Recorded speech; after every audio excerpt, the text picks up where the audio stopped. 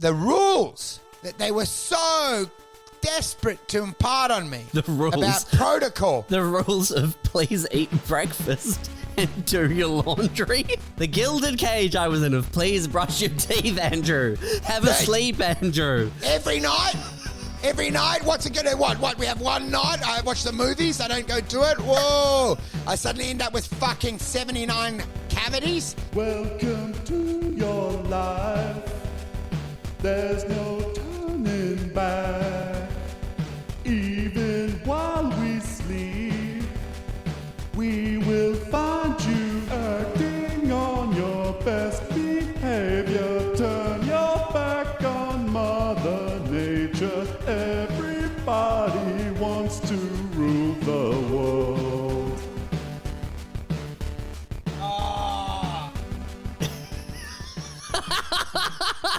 Man, you sound very pained. I did. Well, I had to drive the whole way from down south, and you know what happened is on the way. Let's just make sure I've got everything fucking plugged in. Yeah. On the way there, I forgot that because I had a suspended license, that I had my maps on avoid motor highways, motor main roads. So like, this is fucking taking forever. Like, where the fuck are we going? We're near the hills. So you drove like back streets. Because where were you going? Down to Oh, down to like Dunsborough, man, or like Smith's Beach. It's very annoying as well because I stayed at Smith's Beach and it costs the same as a trip to Bali, but I'm not allowed to go to Bali, and I'm like, it's fucking expensive there, and it's like that bush, the Perth Australian bush looks like that shit you see on those little model train tracks. You know that scrub? Yeah, Like, what is this like shit? the little green fluffy scrub you put around. It's tinder. It's what you use to start a fire. Like, no wonder there are fires here. And I'm like, it's horrific. And then I'm like, yeah, you can give me white towels and hand soaps, but it doesn't feel like 5-star resort. It's called a resort. I'm like, it's a fucking camping site. What the fuck? Say it's called Love Resort. No, it's called, the last word is resort, but I'm like, there's no resort about this. This is shacks, man. What the fuck is it? They put a pool in there. Dude, but then I was plagued because we'd been upset. We'd been upset about our listenership, the fact that it fucking plummeted. Don't say we. And then people have been sending me messages. And they were like, well, someone sent me about your episode. You know, this has been left at blank. Maybe Josh screaming for 2.5 hours might have put some people off. And I'm like, he says exactly what I've been worried about. The message that I got sent triggered me. Then I was like, how did the person send the exact? Because in my head, that this has been left blank unintentionally is when it all fell apart. We never get it back. It's you yelling into the void. I don't care about it, but it's just like, what the fuck? And then I compared it. We got better downloads on Circling the Drain. Circling the Drain's the new pod, baby. Coming back. But anyway, and then you know the other thing is all the notes I've got that could be funny, I can't look because I use my camera to film the pod. So I can't actually, I've got stuff that I could use. Yeah. But anyway, we'll just have to riff and just riff into the void forever. Well, you could have gotten the internet sorted out and then you could look at your phone. You know what my favourite thing was? Feeling bad about James McCann being at the mother load. And then seeing him post a photo of him at Social Securities and like going, what the fuck? He's trying to get the dole on a working visa. I'm like, maybe, you know, all that shines is not gold. Do you know what I mean? Like, it's like there's perils in everything because you don't remember that he's been on a flight for 24 hours with about 19 kids. I mean, that alone, you know, like my trip with my kid, Jesus Christ, they're getting cheeky and they're starting to play off their mum. The younger one keeps saying, can you remember this? Because he's basically reporting on me. He's like, remember this? Like, and then when the phone comes, he goes, Daddy said this, Daddy did this, Daddy. And I'm like, I've been telling him, don't be a little dobber. Yeah, you got a little snitch, man. You're raising a snitch. I got a snitch, dude. And you know what the problem was? Because it was holidays, I let them stay up late. It does not help their personality. No sleep. These little fucks, dude. I snapped 3 times. I don't normally snap because my life is so bad. But I tell you, like, dude, the maps was insane. Getting there. So how long did you spend driving down there? Oh, dude, we took 4 hours to get there, and it's normally like 2-hour trip. And I'm like, we avoided every major highway and freeway. Did you not think it was suspicious that you were driving through people's backyards on your way? I felt so weird when I was going like, why the fuck are we on Old Mandurah Road? I'm pretty sure old Mandurah Road was replaced by a highway. I'm like, what the fuck? This is how we used to get here. I'm like, I'm getting all nostalgic going, I remember this dirt track. Fuck. Man, the suspension on the Captiva must be absolutely fucked from those gravel roads. Dude, the boys, you know what? I was saying to the boys, I'm going like, this fucking maps has gone hack. It's got a virus or something. Because even on the trip, I was like, why are we on dirt roads the whole fucking time? And you know what? Eventually on the way back, I was like, you know what? The map threw me onto Old Mandurah Road. I went down it and I go, you know what? I've had enough with this bullshit. I fucking think I know better. I'm just going to go off my gut. And I was like, but then I actually had this epiphany because I got my older one's got a phone and I was like, give me your phone. Put it in. I was like, what the fuck? 2.5 hour trip suddenly dropped to 1:15. And I was like, I'm like, oh, dude, I need to get a new phone. And then I'm on the highway trying to like re-download Google Maps on my phone. And I'm like, the poltergeist is going to get me to roll my car. You know, the cursing. But then eventually I'm scrolling at 110 on a highway through the settings and I'm like, it's fucking set to avoid major roads when I was suspended. Fuck. Oh, man, dude, all those months you were like, I've beat them, I've got them, I've tricked them, they'll never catch me. You played yourself. Do you know what I realized though on the holiday is parents it's all a lie. Do you know they're going, we do everything for the kids, everything, and then I'm like, well, you always take the best room, don't you? I mean, I give my kids the best room. I live like a dog because I'm irrelevant, right? On you know, the hierarchy, what's it, on evolution, you know, Darwin's thing, obviously I'm the dumbest one in the herd now because that is the lineage. Yeah, like I've already explained to them, if Darwin's theory holds true, then I'm the think that every iteration is immediate, like better than the one immediately before them. Well, they're just marginally sharper. So I was explaining to them, like, I'm the dumbest guy in this car. And I said, when we're around our grandparents, they're even stupider. That's what you need to know. But then anyway, I was saying, like, it's all a ruse, isn't it? Oh, we love the kids, but then they get shoved into laundry cupboards for their childhood memories when their memory is actually working. You in your fucking twilight years, you need the water view and the wines? Fuck off. Go in the cupboard. You failed. Give the new generation a chance at trying to fix your problems. Rebirth them. Do you know what I mean? It's like trying to look after the jumpstart car. Like you're just a mechanism to jumpstart a better vehicle. Get into the laundry, shut the fuck up. I did enjoy, I just went to bed at the same time as them. Unbelievable. Living like a child. You have fucking Fruit Loops for breakfast. We watch cartoons. We're going to bed at 9, 10 o'clock. Sleep into 9, watch comics. Go to the beach, all get ice creams for breakfast. Get a thick shake. Who gives a shit? Get sunburnt. Yell at the sun. Just childish shit. Was it a nice time? Did you have a good little family trip? Dad, I see it all the time on social media. These sociopaths that can move on so quickly. And I don't know if they're trying to convince themselves, but it's all a facade, right? You pretend to be happy after a divorce. You enjoy nothing after that. But then I think a lot of people do because I think like a lot of them were never really invested in any of these. Like they're pretty much so fickle that they never had a clear dream.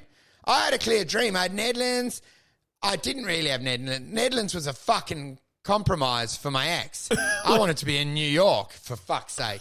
Actually, this is all bullshit. You wanted to be in New York and you settled on Netherlands. Dude, I said my favourite part is this. I saw a mum from the school and she was doing the New Year's. New me, and she's at the New Year's party.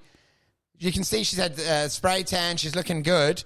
But I saw her, she uploaded stories and she was in groups dancing. And I was like, oh, there. I saw a group of my mates who are known predators circling around her. And I was like, not really the fresh start you want if you keep dancing with those guys. I'm like, you are in your chum around sharks right now. These guys are deplorable. Yeah. I saw 3 of them and I'm like, fuck, I can't imagine anything sadder than welcoming the New Year's in with those turds, those shills. Well, you can't. It's difficult to be like, yeah, my New Year's resolution is to get fucking Eiffel Towered by 2 of the loosest cunts in Perth. Yeah. You can't really say that you want to just get railed by someone younger than you and feel young again. Yeah, so it's like, oh, I'm going to the gym. I'm feeling it's a year of me. When really it's I'm gonna get fucking slammed on New Year's Eve. Yeah. That's my resolution is to wake up New Year's Day. It just in between, just meat. I want to be the meat. Oh, yeah. I want to wake up on New Year's morning with Ben Cousins inside me. I can't believe it, though, because they do have that moment as they kick away the kids' toys the next day, the disgust on that waffle football player, that 19-year-old's face. I saw a TikTok where a guy had said, fuck, big hangovers, and it was like a nana that he had banged. And she goes, hey, breakfast! And she came in and she's in a nightgown, and he's like, hey, where am I? And she's like, do you want breakfast? And she goes, you don't remember what happened last night. And laugh. And you can see him, and then the camera just cuts off, and he's like, oh, no, I banged a 90-year-old. And they're like, yeah, wow, it's possible. So you have that big New Year's, new me, fitness first has paid off, the spray tan, so glad I left Jeff, what a cunt. And then just letting 3 drunk guys on MDMA rail you near a bus stop to try to feel your youth again. I'm like, it is sad. The human condition is sad, isn't it? What were your New Year's resolutions? Oh, man, as I said, I don't believe in time. I would like to make some progress somewhere. Mm-hmm. Mm-hmm. I got a lot of messages from people. They were like, let's hope for some positive progress this year. Why are other people reaching out to you and sort of chastising? Yeah, but it's not like, it's not going, hey, great year or more of the same. It's like, let's hope for something to happen next year because it hasn't for years. Let's hope something can happen. Can you just capitulate and get an Uber license? Can you get a Deliveroo job? Can we accept that you're not going to get the comedy going? We're definitely going to consider this fucking pod, dude. We're plowing hours into this shit. I'm like, maybe I'm better off doing a fucking Deliveroo round. At least then I might become the manager. The numbers are going up, man. We've been doing it for 2 years. I'm like, I want to get. You want to work at McDonald's, and you're on hasn't it been 3 years? You're working at McDonald's, and you're still doing on the soft serve and doing cleanups. I'm like, fucking give me a name tag. I need some fucking growth in my life. But anyway, what happened was, I got direct messages. I have had a few messages about this has been left blank and intentionally because it's a very confusing off brand. I'm not berating it, but it was obviously with my personality, I'm always looking for things to blame. You love that, yeah. That app also coincides with a big drop off. But anyway, who knows? Whatever, man. You're right. It does, but also it coincides with a. I'm just finding it like a 9-month break. Yeah, we had a break after that. Yeah, but I was angry because I was angry about the app.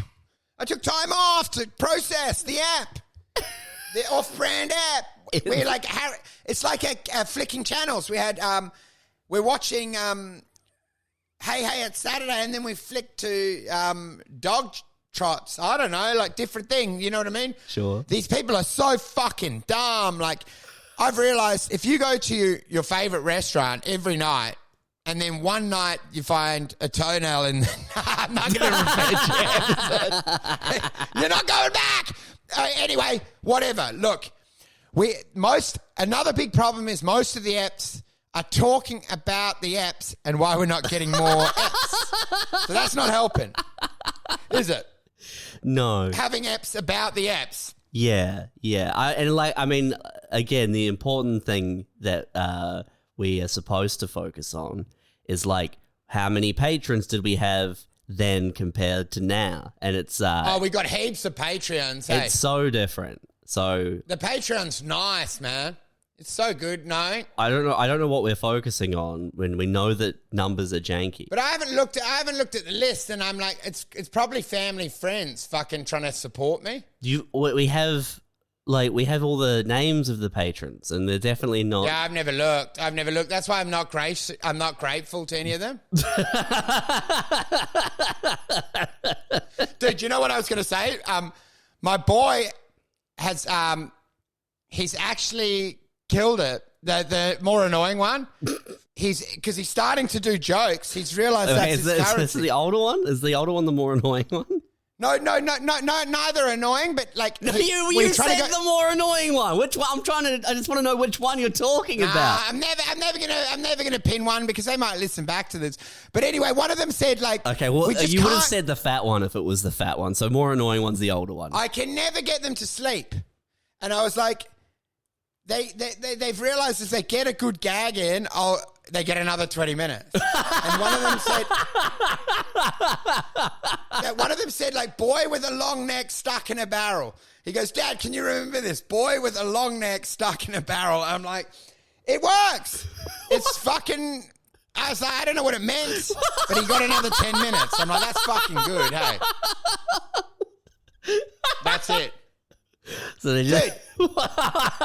just doing jokes to stay up later. What does that mean? I don't know. He said, Dad, just imagine, remember this. Boy with a long neck stuck in a barrel. And I'm like, ha ha, we're all howling. But it's no different to comics. The comics are worse than this. I'll be in a green room. I told you, like, did I tell you the riff I had with comics about Oscar Pistorius because he's released now? No, what was the riff? And I was saying, he got angry because his ex kept using the disabled toilets. Hey, and that's why he shot. Do you know, like, and they were like, that's so good. You got to put it in your act. I'm like, it's awful. What the fuck? Who am I around? They're like, because he kept using the disabled and finally snapped. I'm like, Jim Jeffries has done a whole thing with Oscar. I'm like, I'm not doing it. And they go, trust me. It's got to go straight in the act. But I'm saying to you, I mock my kids. Yeah. But they're not much worse than these fucking comics. Do you know what I mean? Boy with a long neck trapped in a barrel is funnier than lashing out at someone using the disabled toilets. Finally having enough. I told you, it's disabled only. And then you shoot your girlfriend through the door. Get out of the disabled toilet, you fucking ableist. Do you know what I mean? Boy with long neck in barrel, to me, is funnier. Yeah, so... It's more original. So have you... I'm trying to hold onto the thread. Yeah, we have no thread, dude. We have no thread. So, so lots of messages about making some kind of progress. Oh, yeah. Just proof of life. Oh, love you. Happy New Year. Hope we can see some sign of progress, some sort of positive thing this year. Dude, it has to be how you are reading it. There can't be this. Oh, thanks. No, that's how they write. Every interaction you have with a person seems to be so underhanded. I know the objective reality is people messaging you, just being like, "Oh, Happy New Year, Wolf." And like have a good like looking forward to a good 2024, but you're reading it like you fucked up. You fucked up the last 10 years. I hope you can turn it around. No, you know what's good? You can, once you've gone through what I've done, like you can easily just ignore someone as well. You know what? Someone can be like generous and go Happy New Year. You just block them. Oh, whatever, man. Life sucks, man. I'm like, they can fucking process that. Do you know what I mean? Like they've done nothing wrong. They're good people. You just go, you know what? Blocked. Who gives a fuck? I'll just pretend they died in a car crash. Move on. You have a filter. Your ears and your eyes are. Oh, dude. The anger, because I have been told unanimously by everyone I know that there's no way back, that I need to accept that I had a fucking blowout, that I've lost it all, and now I have to accept their capitulation. Who's told you this? No one's told you this. People have been very obvious. This is what I'm saying, though. No, they've all told me, do your CV up, get a desk job, get a rental, work your way back up, you work yourself to management, you're still young enough, you can get middle management, you might pay off a mortgage, you do that. And I'm like, no, I'm 2 moves away from being fucking back. What I'm saying is that you have a filter. Your eyes and your ears are a filter that turn like innocuous, non-loaded information. Things like, oh, don't worry, you'll be okay. Like you can work your way back. Like people say, I'm sure what's actually happening is people are saying to you, you can work your way back up. Not you should settle. You should become a middle manager. You've lost everything. Like you're gonna have to splash around in the kid pool now. No. They all say to me, you've got to accept reality. You start now from zero, and I'm like, nah. I do 2 moves and I replicate your life's income, okay? And then I put that in the bank, and then I fucking tell you about it, okay? That's the way this is going down. Do you know what I mean? I'm like, you find out that I bought a house worth 8 times what you will ever achieve in the next 6 months. What they are saying to you has none of these. No, you're but coloring it's not it so much. You're coloring it so much. People are just trying to be nice, and they're just trying to. They don't know. No one's actually getting invested enough to be like, oh well, you're going to have to do this. You're going to have to get a job here. You're starting from. No one's saying that. They're just. Oh yeah, no. They're commiserating with you, and you're reading it nice. As like. I read into too much. I put it into like my revenge list, and I'm like, next year they've said Happy Christmas, New Year, best wishes for your family. In a year's time, I send a photo of my new mansion and then a photo of me and my kids driving past their renovated house laughing and pointing out a window. And I'm like, hey, sorry it took me a year to get back. Happy fucking New Year to you. Hope things lift on your end, you fuck. Yeah. And then they would respond and say, oh, congratulations. So glad to see you're doing well. Oh. And then you would read it and be like, yeah, he's miserable. Look at him. Look how like the jealousy. I can taste it. No, you're right. But anyway... There's no real resolution because I'm still holding my plan. I'm Hitler in the bunker. We either slowly fight our way out with a gun or I shoot myself. Why are you picking Hitler in the bunker? He had to kill himself. That was his only way out. Yeah, that's what I'm saying. The plan is I either fight back all of the Western forces with one hand pistol from my bunker, or I kill me and my wife. Smash the kids. That's where we're at. I think you need a different analogy because we know what happened to Hitler. Like he did have to shoot himself in the head. I need an unfolding scenario rather than one where they're going like, hey, so I'm the Columbine school shooter scenario. Yeah. Like, hey, didn't they go kill everyone at a school? I'm like, yeah, probably a bad example, but that's pretty much the New Year's resolution is to bomb a building. Oh, but anyway, man, you know what's bad? I'm off Ozempic. I'm off the fucking rails. I'm like Paddy Pimblett. I put on all the weight. My wrinkles have disappeared. And I haven't dared weighed myself, but I'm like, you can't drink that many shock shakes in a week and not put on weight. Have you seen Paddy Pimblett? He puts on like 60 kilos in an hour. No, wait, what is this? Who is this? Paddy Pimblett is a UFC fighter. He fought 2 weeks ago. Then he sends his New Year's photo and it's like, what the fuck? It's like seeing like the pretty girl from high school at the reunion. You're like, oh, Glenda, what happened? Did you have organs removed? Why are you blowing up like that? What happened? You stung by every bee in the world? How'd you get big like that, girl?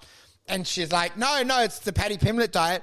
But because no lessons have been learnt, right? Because Ozempic was a shortcut. Yeah. So I still eat salt and vinegar chips and have choc milks. Yeah. And now I just drink more of them. And I'm like, oh, I'm feeling really groggy in bed going like, ooh, so much salt, so much vinegar, so much milk. Liters of this shit. Yeah, that's a different kind of unhealthy. Like feeling drunk off of salt and sugar from chocolate. Oh, mate. milk. Do you know what the thing is? You are right about reading into messages. Yeah. Because even I have that issue with it. I'm overly sensitive. Every word is analysed. And then I'll have interactions with female comics and I don't want to overstep because I don't want to end up like acting like I'm trying to be a grubber. So I'll just cut out abruptly and just be rude. And then weirdly, if a guy or someone will reach out that's being too friendly, I'm overwhelmed by it and I withdraw and act peculiar. So you know what I mean? Like there'll be someone that you're sort of getting on with and then I'm like, well, I feel aware of the blossoming friendship and I just bail it. Yeah. Do you know what I mean? Because I'm like, I literally cannot imagine sitting with you talking. So I can't do it. So I've just got to derail it because I start to become aware of an unfolding friendship and I'm like, oh, this is weird. What are we going to fucking holiday together? I'm going to kill it now. And because of that, you end up totally alone. And then you convince yourself that it's actually fun. But it's a very long 7 days just with 2 toddlers at a beach resort. No interaction with anyone besides yelling, this bitch next door's parked too close. Do you know what I mean? Like, you're just an angry man. I'm a hermit. You're trying to make the most of it, but it's hard to have fun It's without difficult. booze and alcohol. It's difficult to be self-sabotaging.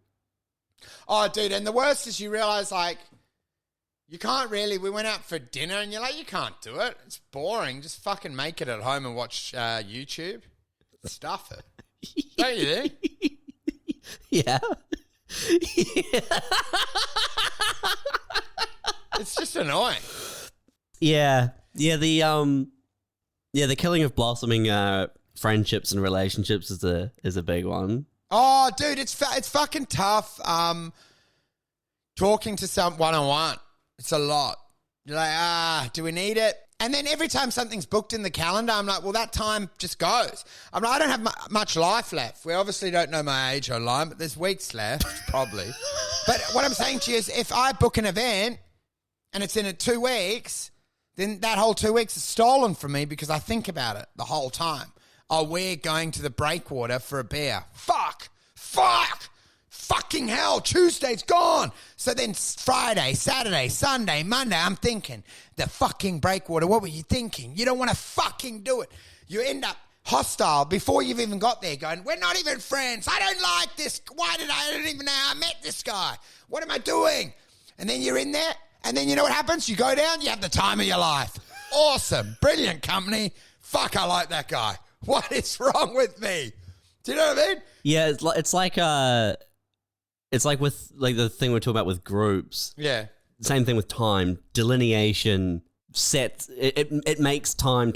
If there's an event, if there's a week, if there's a year, if it's New Year's, whatever it is, whatever the thing that delineates, that makes it makes all of the time leading up to it, or the time in between, basically irrelevant. Like it no longer exists. 100%.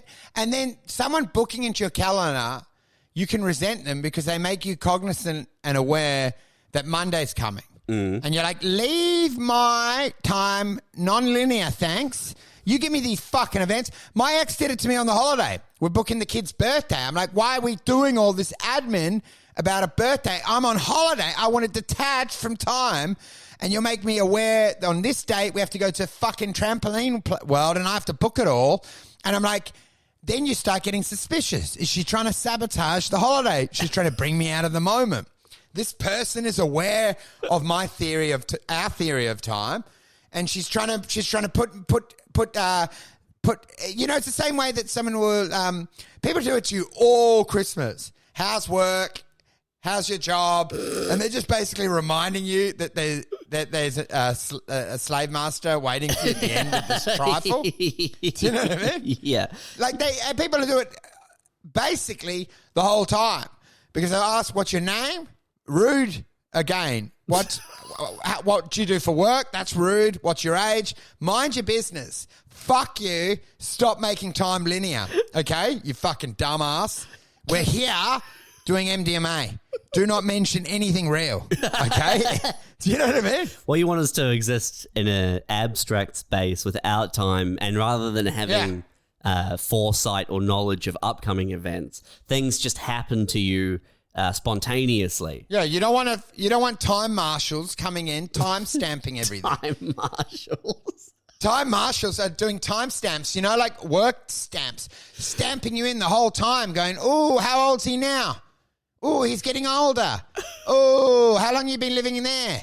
Too long. How long you been living with your parents? Mind your business.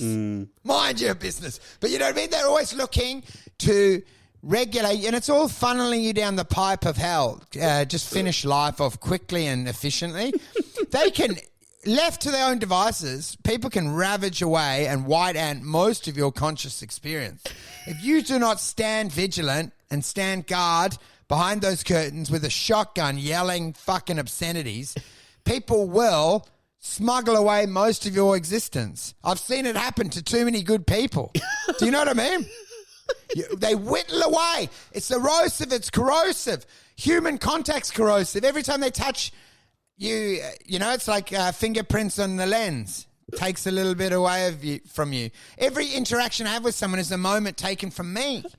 Do you know what I mean? Yeah. A picnic with you is a picnic without me, from me. Do you know what I mean? I'm giving you something. I'm like, leave it.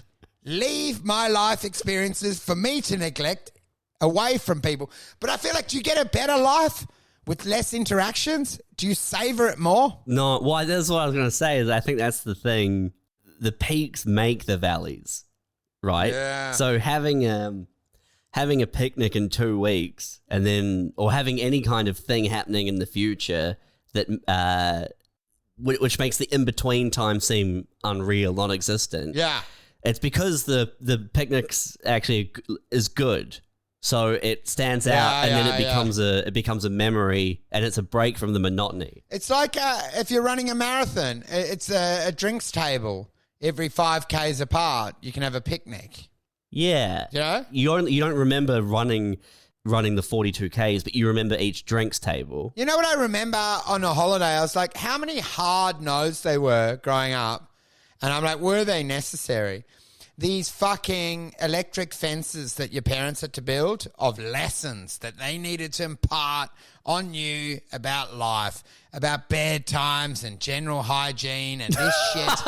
And they're fucking militant about it. They must have the cavities fucking trimmed. You must do it every fucking 6 hours, you prick. You must learn this. You must. If I teach you anything, it's always wear a fresh pair of socks, Andrew. You need to be in bed at 9. You need to be up at 10. You need to have fucking muesli, no water, no milk. I'm like, who gives a fuck? Do you know what I mean? Like, the rules that they were so desperate to impart on me. The rules. About protocol. The rules of please eat breakfast and do your laundry. Their protocol. No, but just to upload their please macro. brush your teeth. The strict rules. The cage. The gilded cage I was in of please brush your teeth, Andrew. Have a sleep, Andrew. Every night? Every night? What's it going to, what? We have one night? I watch the movies. I don't go do it. Whoa. I suddenly end up with fucking 79 cavities. I'm like, what I'm saying, these hard boundaries that these idiots, the protocol that they had to upload into your brain must pass on the virus. These are good things. Wash yourself. Brush your teeth. Have some muesli. What I'm saying to you... This isn't a cage, man. This is meal times and hygiene. No one's arguing that they should be protocol. What I was saying is the militant enforcement of it always. You can be lax one night and go, you know what? Fuck it. Have some ice cream. Fuck it. Let's watch a movie. Go to bed at 11 and not brush your teeth. Who gives a shit? Are you saying that never happened? You never... No, I was saying to you that parents and guardians and people through my life were militant on making you aware of protocol. As if you would jinx the whole world if one boy was to not floss one night because he had gone out in slippers and seen the Christmas lights and he wanted to go straight to bed. But are you telling me you never stayed up late, had ice cream and watched a movie? What I was saying is that the manning of that wall was so fucking vigilant, like it was their only task. And I'm like, it kind of is. I think it kind of is the only task, man. Well, that's what happened to me. Make sure the kid brushes his teeth and goes to bed. And remember what you said at the start of the episode? You said, I've been letting them stay up late and it does not help their personalities. No, I agree. But what I'm saying to you is I ultimately learnt that not wiping my ass and brushing my teeth was not a good thing, and I came to it myself. It's not like they're imparting yourself. What do you mean you came to it yourself? Well, I was aware that I now brush my teeth because I want to. I didn't need someone to fucking teach me. What I'm saying to you is all these lessons are learnable. You don't need fucking Jiminy Cricket whispering in your ear, hey, wash your dick after a wee. It feels better. I'm going to work all this shit out. So I'm like, give it a rest. The paternal role model and going, I taught him everything I knew, from fucking folding your socks to brushing your teeth, all things he never would have known. He would have just pigged like a pig in swill, never done any of it. I am the fucking great dad, mum. Wait, what? What is your point? What is your point? My point is that the erosion of time, which is, we're talking about time marshals, people that remind you, the amount of time stolen in my life for people to lecture and explain and berate me about knowable hygiene matters that I would ultimately come to find myself is annoying. Well, yeah, but I could have been on the beach. I could have been I could have been flying a kite. Instead, I was getting the merits of fucking flossing lecture for the 9th millionth time. But what about the 15 years, the 15 initial years where you are not brushing your teeth? Yeah. Well, whatever, dude. You get some gold. You get like a rapper's teeth. You get fucking full plate, man. You look like a king. What I'm saying to you is, I think parents, they get carried away in the image of themselves. They start off that first few months, yeah, I'm on board. You must change the nappy. You must put milk into the mouth. We all agree. But I think there's a period where maybe they're 9. I'm like, give it a rest. Yeah, give it a rest, Noel. Darwin is in play. This person is marginally more intelligent than you are. Your ego will never allow you to see it. But if we are all progressing slowly, then every generation is marginally smarter. So that's not true. Best bet, if you're arguing with your son, that you're wrong because you're not up to date with the technology and with the landscape, with the politics of to now. So when you yell and go, no Aboriginals in my house. And you're like, I think you're out of date, Nan. Things have moved on. You know, they won the 400 metres. They've done stuff. You fucking racist. Nan. Good cook, though.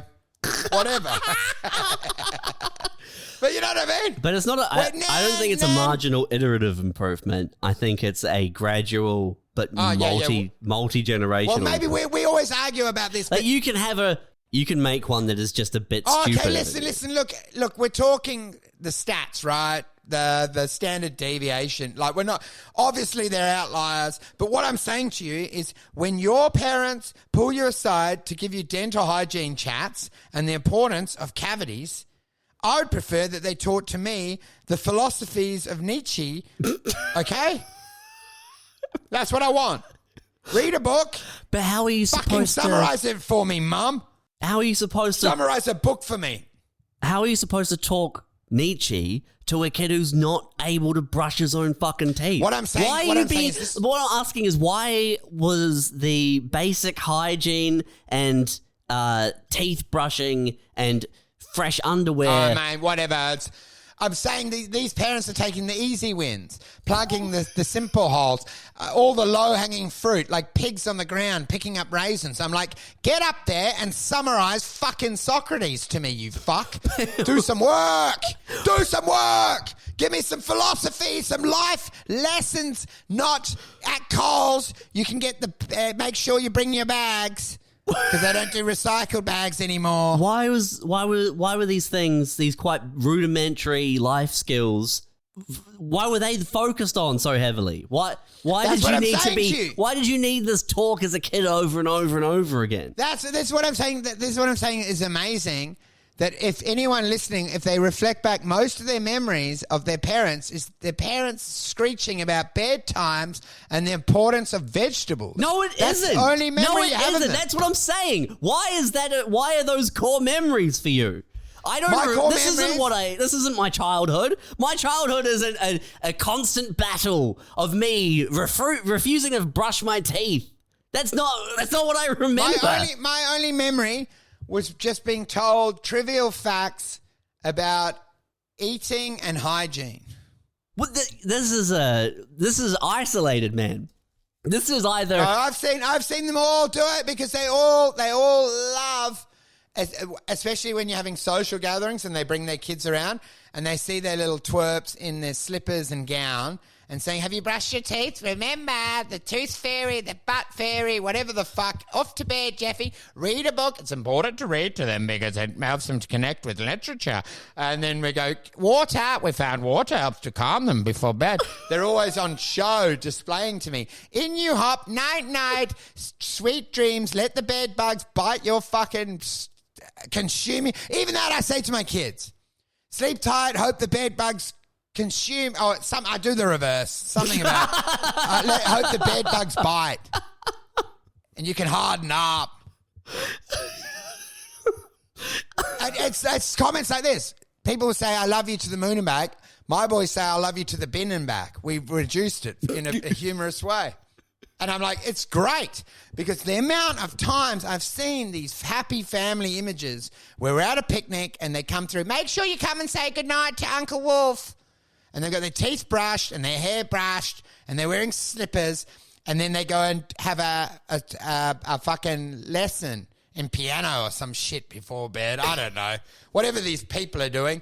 All treating it like a degenerate gambler, like at the track, that their little dog's going to win for them. But he's not.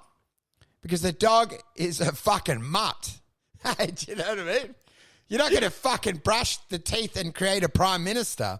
What I'm saying to you is it's so working class to accept that you can just teach them to trim their nails. I just don't think if you're having to say, have you brushed your teeth? Like you're not going to, there's no reality where you create a child who they're incapable of brushing their teeth, but they, or, yeah, they would learn it anyway. But what I'm saying to you is, can you imagine Donald Trump? Or no, that's not a good example. Winston Churchill about to do like an address and then remembering to clip his nails because his mum once told him and then feeling stronger in his address and going, glad I clipped and his nails look good on the mic. I just think it's way more likely that you have a child who is like, oh, Dad, I don't want to hear about Nietzsche again. Fuck off. Like, just let me go to sleep. Why do we always have to talk about Socrates before bed? Oh, yeah, I understand. And you can tell that I'm a dumbass because I picked the obvious ones that everyone finds on TikTok. But do you know how good was Stephen Hawkins out on the island? Oh, he had a little visit to Epstein's Island? The puddle. He was the puddle that girls were stepping over. It was just a puddle near the water and they would step over and go, oh, that puddle has teeth. Hey, dude, what could he have done? I heard a comic doing a pretty good one. Like, people said he had sexually assaulted. I'm like, well, way to put up a fight. I mean, like, the guy can barely move.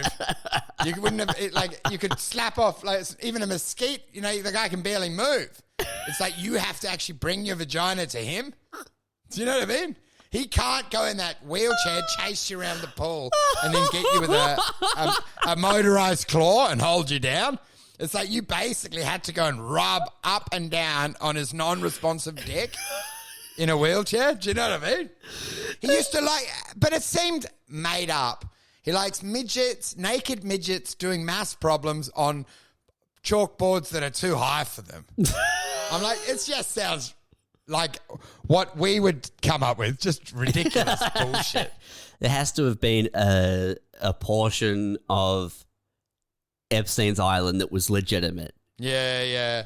Epstein has to have been doing some things that were just fine.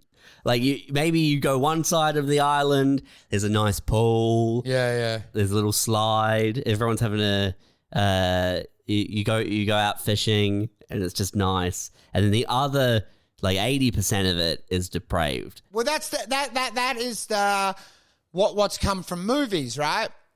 The good guy, the bad guy, the villain. The idea that everyone's not everything. Everyone has every facet. It's so binary in a movie. They're like, dun, dun, There dun. is a pedophile in all of us. Yeah. But I'm saying there's every inclination in you.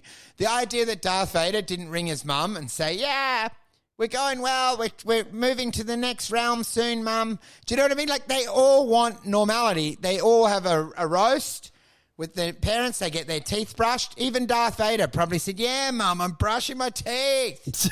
Get on with it. But you know what I mean? Like Epstein would have wanted normality. He would have also probably bought cookies off Girl Guides and not tried to pull them inside. He would have had good moments with kids. He would have had a kid that he helped pick up a book and just thought, oh, you're lucky. Yeah, that's right. Because for everyone under 10 soccer player who's diddled by the coach, the rest of the team, they just have a really invested coach. And that's what I find the funniest, because they're always shocked, going like, what? Jimmy Savile, he was so nice to me. He donated money to our church and he came on the run. I'm like, yeah, people aren't, it's not Disney movies. The villain's just not always a villain, just chasing the fox around the hen house. I'm like, sometimes they go to choir night and have a good chat with an old woman. Like, no one is a monster. This is what happens with this whole cancel culture. There's an idea that you found a Disney villain. Get him out of the town. I'm like, 80-90% of most people's good. Even the town rapist, probably good chat. Great golfer. Do you know what I mean? Like, there's different parts of them that you might like. Bakes a great fucking loaf of rye bread. I don't know. And I'm not making excuses here. I'm just saying it's very insane to me the way people view that Epstein was just all... obviously what he did is deplorable, monstrous, but... there would have been time on his islands where he just jet skied and it was fun. Do you know what I mean?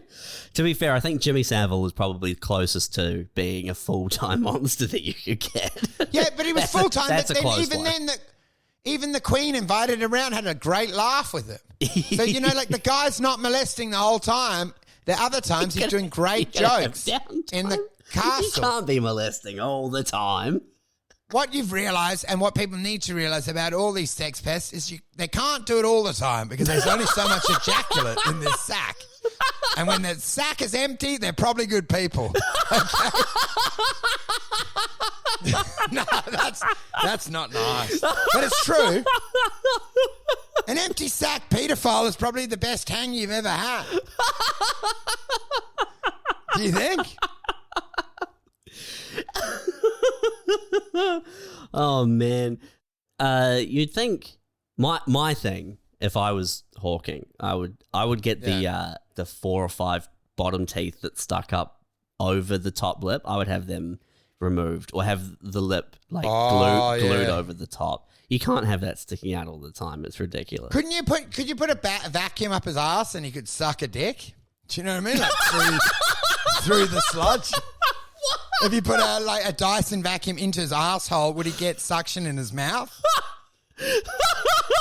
Could he give fellatio to one of these midgets? It's what I'm saying. But wasn't there a song, Stephen Hawking's, and then some other, and it's the Hawking's. What were they called? It was they used to be comedians. They were musical comedians, and they had the best bit. Fuck! I can't remember anything. My brain's so mushy. What?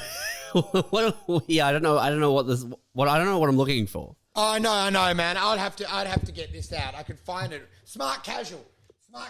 Put smart casual Hawking's. So good. The Hawk song from Smart Casual. Yeah, that's the one. It was just a song, a parody song that we could have put in because they're not comedians anymore, so like free content, and we could say we wrote it. What? Okay. Hey, just put in smart casual. This is something I helped them write. If you guys want to take legal action, get back in comedy. Otherwise, it's mine. I want to play it. 150 names to be included in the recently unsealed documents with links to the late convicted sex trafficker Jeffrey Epstein. Damn, dude. Was Prince Charles in there? I heard Prince Charles had been looking at butts. I'm not sure. I haven't seen Charles's name in there. Prince Andrew has shamed himself. There's even things where they were saying like, yeah, I was just a cleaner. He came in for a hug and just groped my tits. You know, like he got fully carried away with this island. I'm like, he was just fucking and sucking anything.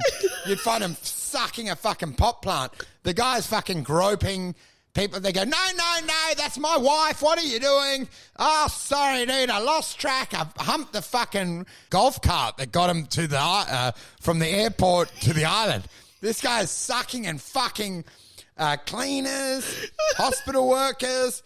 You eventually imagine slapping him in the face, going, "We're back. We're in Great Britain. Get your pants up, you fucking nunts." It must have been like Narnia, you know, like to have an island. If you're a high level pedo, and there's a sex island that you can go to owned by this Epstein guy. It must have been very difficult because you spend so much time at it. You're always thinking about the island, and then you leave the island, but part of you never leaves the island. It's just you're always obsessed with the island. Well, imagine reacclimatizing, like him at Heathrow Airport, just with like a half chubby rubbing onto fucking passerbys and goes, "Is that Prince Andrew? Well, I can He's got imagine. a fucking erection. He can't fucking settle it." All I can imagine is like Prince Andrew stepping off the plane at Epstein Island, and it's just that song from Willy Wonka playing. It's like doo doo doo when they walk in the factory. And he goes, "Come with me, and you'll be in a world of pure imagination." Oh, no, I know. And it's like, you know when they go in, and Wonka's like, you like everything's edible except it's Epstein, and he's like, you can fuck anyone on this island. You can touch anything. Yeah. And they're like, "What? What?" Even that little, even those kids up in that tree house. Yeah, like, yeah. What about the cleaner? You can fuck the cleaner. You can fuck the help. It's crazy. It's the most beautiful place I've ever been. Do you think like Hawkins was watching on the cameras? Is that what he did out there? On the cameras? Do you know what I saw? Someone had put it. It was quite fun. Every hotel room's got the cuck chair, and I was like, "Whoa! Once you see it, you can never unsee it." Do you know that weird chair that faces the bed? Facing the bed, yeah. Do you know there's a single chair? No matter where you go, they've set up the cuck chair because the elite are all operating like that. They go, "Where's the cuck chair?" Do you know, like any hotel has a chair facing the bed for a cuck to watch on as you fuck? And I'm like, it's because of Andrew and Queen Elliot, whatever her name is, Dorothy. What's that bitch's name? Elizabeth. Dorothy. Dorothy. Dude, imagine how ashamed Beatrice must be of her dad because everyone knows him and like they now know that he's a total nonce. And imagine when he rocks up to their friend's 30th and he's dripping in sweat and they're like, "Oh my God, he's such a creep." Do you know what I mean? Like they can never live it down. It's sort of like the memory would always be there. Beatrice could walk to Tesco's to get some salmon and someone like me would yell out of a vehicle, "Where's your nunce dad?" Or "Fucking kids on an island." Do you know what I mean? Like, they literally would never get a reprieve. I would never, if you saw Beatrice, would you yell about nuncery? Nuncing? Man, it would be a very dark cloud hovering over you, right? All the time. You would have nothing.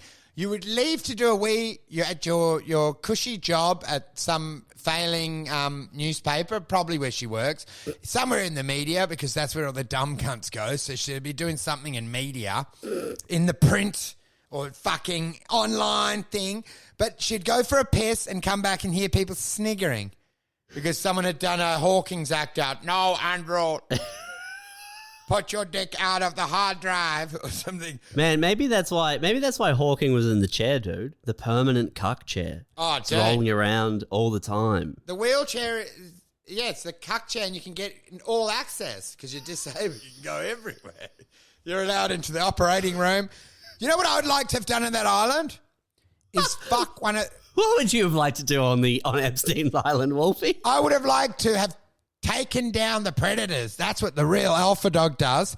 They go, you can have anyone there.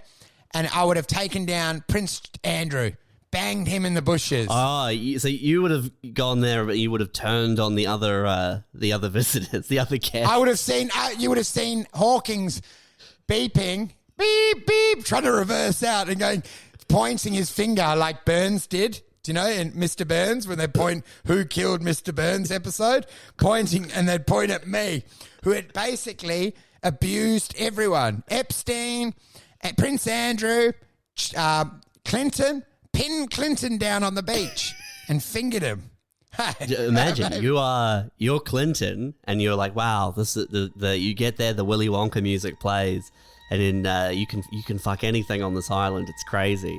But then you wake up in the middle of the night, and it's Andrew holding you down, and he's and you're like, what's going on? They said you can fuck anything on this island, dude. It's me. It's me with a shotgun going, you heard the rules. Keep it quiet. Keep it quiet. I've just come from Hawking's room. He didn't put up much of a fight. Keep it quiet. And then everyone would love me. I'd be the hero in the movie, and they'd go like, they have the Epstein movie, and this is how it could be Disney. The hero was me, who ended up sexually assaulting most of the predators. And you watch it, and you're hating it in the beginning until you see me with a shotgun chasing someone into the hedge work. Do you know that? Is that Bill Gates? And you got him chained up, and you're like, you know the rules. You know the rules. You hear them rules. And then they cut to credits, and it's Epstein and them on a raft trying to flee the island with me with a big, a tiny dick and a shotgun yelling from the shores, come back. You heard them rules. And there's only one boy left. Hawking, the Hawking. We couldn't save Stephen Hawking. He was too slow. We couldn't get him off. He couldn't get his wheelchair into the car when we were fleeing. Hawking. Do you reckon you could Hawkins go in the water? Could you just have him cast adrift in the ocean? Wouldn't you do that? I would be an adventurer if I was disabled and just go, cast me adrift. I'll float the oceans and see how long I last.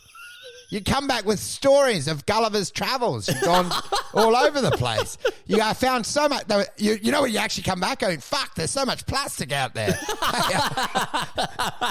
I was consumed by an island of fucking tampons and plastic. The world's disgusting. Well, like Gulliver's Travels, but you wake up on that giant plastic island in the middle of the ocean. You're on the plastic island, and this is Epstein's there. That's where he's run away to. They've capitulated. They gave him the rubbish island. He didn't kill himself. You're like, is that Epstein? He goes, yeah, we had a compromise. This is my silver bullet.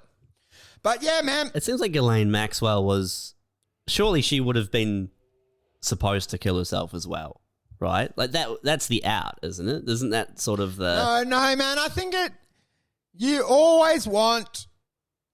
You got to give them slow justice is a dish served cold. No. I get that. I get that. But I'm not saying about the vengeance on her. I'm saying if you've got a conspiracy, you can't have two things. It's so much better to have it slowly peter out. And they know how dumb humans are. And now it's years on, and the lists are coming out, and people are sort of like losing focus. They're like, "What's COVID? Where am I? Am I alive?" Do you know what I mean? Like. And it's sort of, it doesn't have any gravitas now. Like they say, they've shown shots of Mexican aliens. They're showing these lists, and you eventually like, is Biden alive? I just want to get a nice little, get my teeth clean, keep my hygiene up. Do you know, you lose focus. I didn't mean in a vengeful sort of way. I just meant that like, if you are in a... If you're one of the leaders of a sex trafficking ring conspiracy at that level, like the the end game surely has to be suicide. Oh, yeah. Because you want the dramatic exit. And I say what you're saying, you got to exit. But what you don't realize I mean, is, like, everyone in that black book must be like, that fucking, she was supposed to kill herself. Like, it's almost like a pact. You know what's crazy, though? She should, but she probably still gets care packages from Gates and friends and going like, because they still would be like, dude, that was such a time. Yeah. And go like, you fucking Fire Island, baby. Fire Island. Every time you drive past an airport or you see a plane or you see her face on the TV, it's just that tinkly music comes back in. That that's what I'm saying. Wistfully remembering. Andrew obviously wants to save face and stay royal, but there's still nights where he's like, holy shit, when that Jack be nimble, Jack be quick, when that music came on, do you remember? Jack chase under the garden stick, or I don't know what the fuck they're doing to Jack. Jack's probably the garden boy that they're chasing around. But you know what I mean? Like they're having positive flashbacks.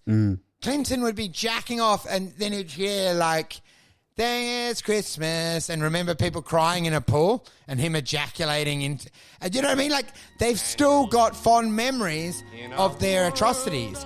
So they are still feasting on it.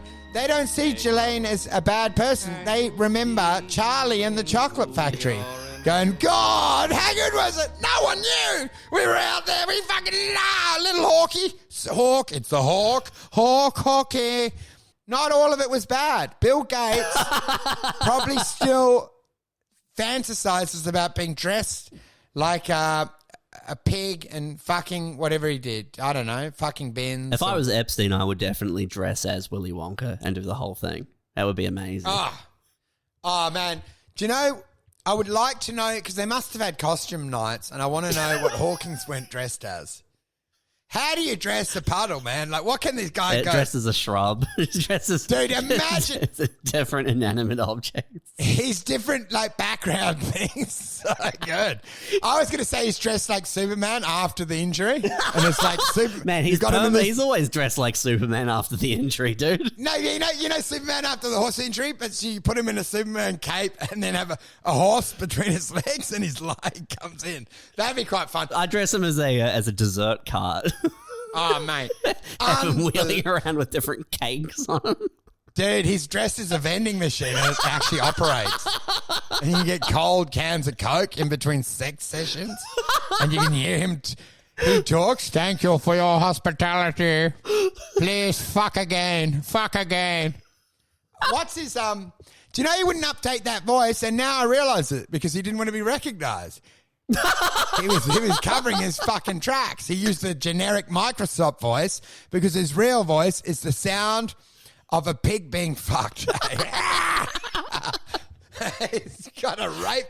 All his only real sounds he's ever actually made are victims screeching. They gave him that voice because he updated he had a software update at some point in like the 2000s, but he kept the same voice, which is so strange. I definitely would have gone for a cool voice. Oh, but you know he said like it would become his thing. Yeah, but would you if your thing was the universe? Wouldn't you rather have your voice be like, "Hi, I'm Stephen Hawking"?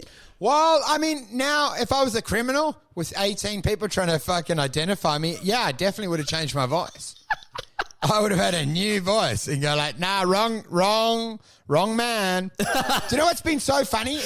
Do you know what, dude? This is part of my theory that Stephen Hawking was not in control of the chair. The chair was in control of him by the end.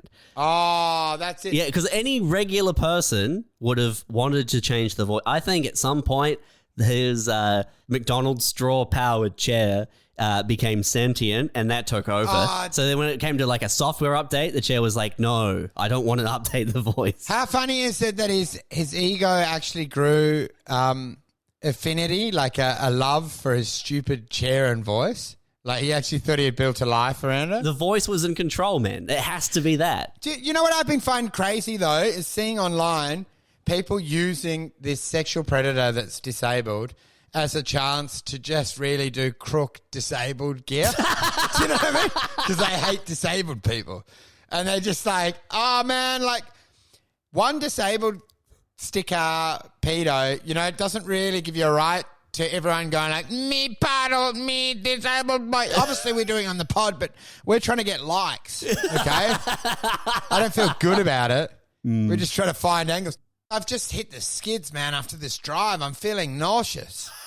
I've had too many thick shakes. I've got to go and see if I can get to the chemist and get an Ozempic script. But I can definitely record in the next few days, and then it'll just be an easy little patch over one. Because I dug deep to do this. I've been driving all day. Yeah, that's fine.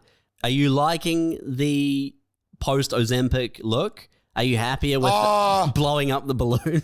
I just look a little bit more real. Like, even now, I'm like, I prefer it. And I'm hoping that I can just revert back to how I was before I did this savage. Do you know what's been hard, though, dude? Trying to get rentals and trying to act nice when they don't respond. You know, you act sane and you're like, you send through the whole application and you're like, yeah, this is about as much work as getting a mortgage. And then they just don't respond. And you're like, I actually think I'm going to have to buy a house because the rental market's too tough. It was exactly what I felt when I went on the Oz study for a while. It was like, it's easier to get a fucking part-time job than do this government form. I'd rather just do trolleys. I actually ended up getting a job because it was easier than filling out the application to get Oz study. Yeah. Do you know what I mean? Yeah. They make it a bureaucratic nightmare so you don't fucking do it. I'm like, with the rental and the guy's snooping and I'm like, unfortunately, I don't have a rental history because I owned houses for a long time. I own 5 houses. I own a house better than your shithole that you got from your mum, you bitch. Maybe that's why they're not responding. Yeah. Dude, and you know what the worst? I had one and that was like he was renting it for his mum and then the mum came in a gown and she was chatting to me and I thought, oh, here we go. I've got to get this one. These guys, these morons. But then I was like, it's hell on earth, dude, when they live 2 up and she just wanders into the backyard. Hello. Hello. How are you? Oh, yeah, you'll get back together. You're divorced. You'll get back with her. Trust me, it happens all the time. Your beautiful house, yeah. And I go like, oh, this is so lucky. Like you could renovate, but yeah, we don't want to do that. We'll keep the old, oh, yeah, same. Clever. Don't exploit the land that you own. Let's keep this old ratchety sort of beach shack here because you've got nostalgia for it. And you want to just say, dude, as soon as you're dead, everyone's burning your photos and any memory of you. Go away. Give me the house. I want to pump oil through this block. I'm going to sell this to Woodside. We'll try drill. I'm going to drill here and see if we can find oil in a suburb. No one's done it before. You got a wildcat out the back trying to drill for oil in a rental. But then, you know you're going to have problems. Do you know what I actually worked out? I was thinking you should sublet. That's the dream business. Airbnb, all of them. You got the model tenant, they take it, and then you flip it. So they got to take you in court. So it's $500 a week and you rent it for $600 to less and less savoury people. And you just make 100 clip and you just do it everywhere. So you go on the lease on all of them. Effectively becoming the property manager for a lot of different small independent units, apartments that you're renting. So you're in independent, you're in units and you immediately flip it straight away to someone like me. Yeah, it's $800 for you because you're a loser, dude. You got to take it. And I got it because I actually had afternoon tea with that old duck and acted nice. Yeah, that'd be great, man. There's some lady from Harcourt's property management asking for your rental history. And you pull out a giant binder. Like, yeah, I'm actually renting 53 other houses at the moment. Oh, dude, that would be amazing. Subletting. My favourite moment is when the granny comes to meet you and it's like a refugee family that you've just let in on the sly. Do you know what I mean? Like, they're like, you're not Andrew. And like, shut the fuck up. See you in court, idiot. Where's Andrew? And they're like, Mr. Andrew, he's a good man. We love Mr. Andrew. Andrew, very nice. He give us, we got 16 families moving in here. And they're like, hey, do you know any way that we can run water up to the roof? We'll need a water source for the family that's living on the tiles. But subletting seems to the only way I can get in. Do you know what? It's the pesky kids, or I could get in a share house. Share house seems to be the way that most of the degenerates get houses. Yeah. They go in on, there's 5 people renting a house, and 2 of them are unsavory, suspicious characters. And I think a lot of people profit in that. Most of the comedians I know, like hiding under beds during rental inspections, are doing subletting. Well, man, it can't help when they're asking for like proof of income and you're showing them like a deferred tax credit from 2018. Oh, yeah. Where you're like, actually, they owe me $400,000. Oh, yeah, man. It's so hard. It's so annoying though, because I owned houses for so long. It's so annoying to prove. Like, I think the way I'm going to get a house is just pay the whole cash for the whole year, and just go, hey, come, and then go, here. Look in this car, open that briefcase, that's it. There's $43,000, okay? Fucking open the house, fuck off. Do you know what I mean? Like pay the whole rent. There's 43 grand, get the fuck out of here, okay? Fuck off. But they don't like you treating them like a drug dealer, you know, and doing heavy-handed tactics and going, zip it. Renting a house from a McDonald's parking lot. Dude, and you're there and they're like, we need references. And enough with the questions. Do you want the deal or not? And they're like, dude, you're really feeling very hostile. And go, can we get a reference? And go like, zip it. The deal's on or not. Don't fuck around with me. And they're like, this guy was very scary. We don't want him in his house. But no, dude, I think I will get a house, but I'm tempted to buy one now. Yeah. Yeah. I think it's easier to get a loan than a rental. Of course, because if you're getting a loan, there's no one prying into your life. They're just prying into your finances. Into your character. Because you know what the thing is? A mortgage is true capitalism. Rental still has this fucking airy-fairy, we're friends, which doesn't exist in this world. Renting invites... they want to analyze you for your person. Like, your personality should not play into... your it's a financial ability transaction to get a house. Yeah, and if I ever get houses again, I'm going to be paying people back. I want cover letters, I want photos, I want school reports. I'm going to ask, hey, but show me. You're paying back the wrong people. You need to twist that, man. You have to be going after the people who are asking questions about your life. Not the people who also don't like that they have to rent. Do you reckon you could do that? So it is mean to have your tenants and then they're having a new baby and you're like, well, the middle name has to be Andrew or you'll be evicted at the end of the year. And they're like, are you joking? And you're like, nah. If you have a new tenant, I've got to put them on the lease. It's like, this is a newborn son. It's like, I don't care. I'm like, I need to do a man. Background check on this baby. Sorry. I've seen your wife. We said no pets, okay? And they've got to laugh and go, good joke. What do you mean he has no photo ID? We'll say, look, the only way that boy can live in my house, he's got to have my name, Andrew Wolf, the third. Okay, I've got 2 others down the road. Yeah, all Andrew Wolf the third. Dude, imagine that. People go to school and they're like, unbelievable, 4 Andrew Wolves. Hey, he got his property business back. And they're like, it's worth it. He's a sociopath, but we get 100 back off the rent. And it's actually paid off. And we'll ultimately, when we move out, we'll get the name changed back to Jezariah. Yeah. It's not a newborn kid. It's like a 12-year-old boy in an intermediate school. That's a landlord, because you know you donated a school and then the pool has to be called the Andrew Wolf wing of the library. That's what you do with your tenants. You're like, all the kids are Andrew Wolf. And they're going, we can't have 2 daughters and a son called Andrew Wolf. And I'm like, you can if you're living in my fucking duplex. My goal as a landlord is to have the entirety of year 8 called Andrew Wolf in this like local catchment for the school. It's like this game and you're like, Scarborough High School, 300 Andrew Wolfs have enrolled. I own 53 properties around Scarborough High And you're School. like, I've been buying, and it's like, you know when you get carried away with McDonald's and they do that Monopoly and you collect them all, and you're just like, if I can get that last duplex, I'll be able to complete the line. Like in Tetrix, I've got 15 Andrew Wolfs. Their one's even called their pet Andrew Wolf. There's just, if you yell Andrew Wolf, everyone comes to the door. It's so good. That is what we need in this place, rather than fucking talking about dental hygiene. Everyone's so worried about oral care. Are your kids doing all right with the brushing and flossing? Do you know, look, we're just going to get some pegs put in. Do you know what I find funny? So that kids still have to get braces, even though the orthodontic, like, those Invisalign is now taken over. They just do Invisalign now, right? Like if you're a... No.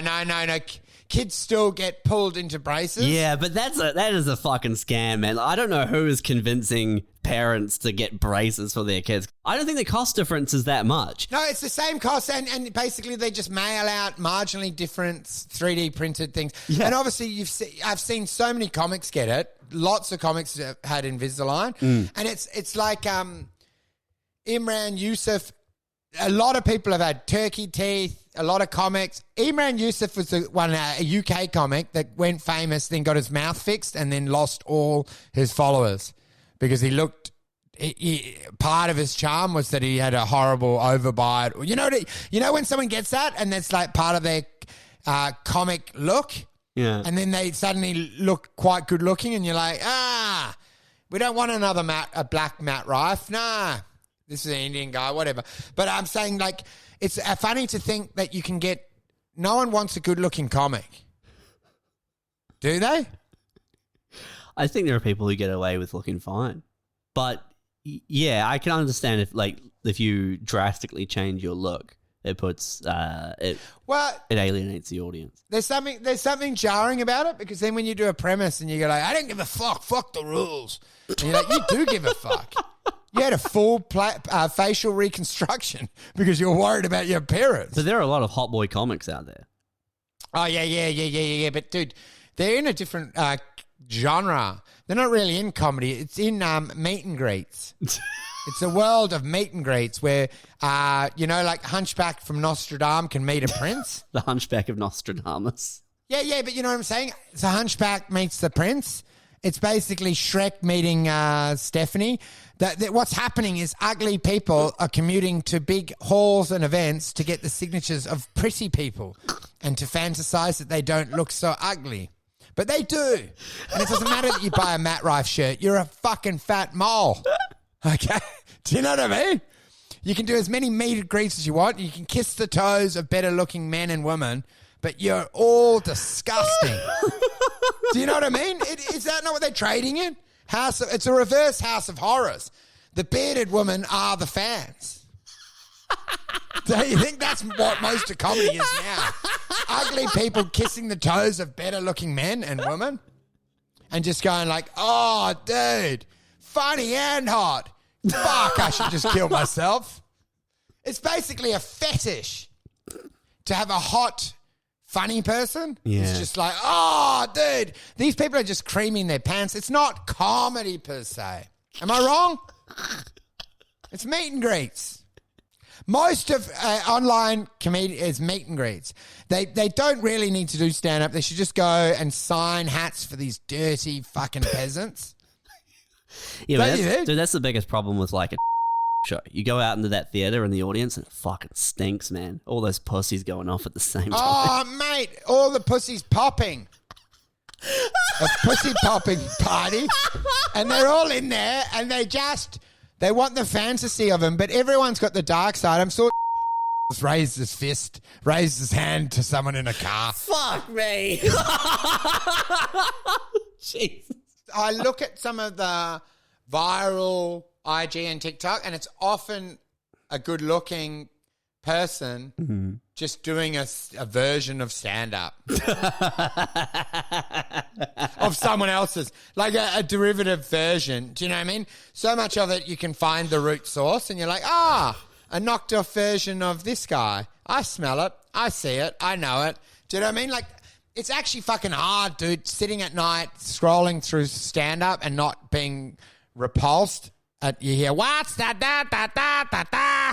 Do you know that rhythm? Ba, ba, ba, ba, ba, ba, ba. I don't know how you can do that, man. But it's all because you're a sensitive a sensitive boy. You can't help but glance over and check and compare. All I want is to just do the podcast, but that's just fucking ever since that app. Otherwise, we would be big. It's nice to blame one thing, dude. Life is easier when you can pick at things. Hey, you got to find one or two things that were the reason rather than yourself. Yeah. That is the solution to all that ails everyone, is to blame someone else. Don't you think? Blame's the only game. You know, you pin it on all and sundry. But yeah, man. Well, maybe we'll make a move, but I can do another one this week, man. Yeah. The problem is I'm got the kids all day, every day. Okay, so what do you mean when you say I can do another one this week? She has them at night, so I'll drop them off and then I can record. Do you know what I mean? I come straight to the office. Oh, yeah, we can do that. That can work. It's tough for me as well, dude. I've had them since early December every day. I don't get any of the credit. Anyone that touches or is involved is doing everything, but I bake and cook and clean and do their hygiene. What are you baking? Oh, dude, just meat, really. Meat. Thanks for listening. Like and subscribe. Bye. Leveraging your home, margin personal loans, hedged by put contracts.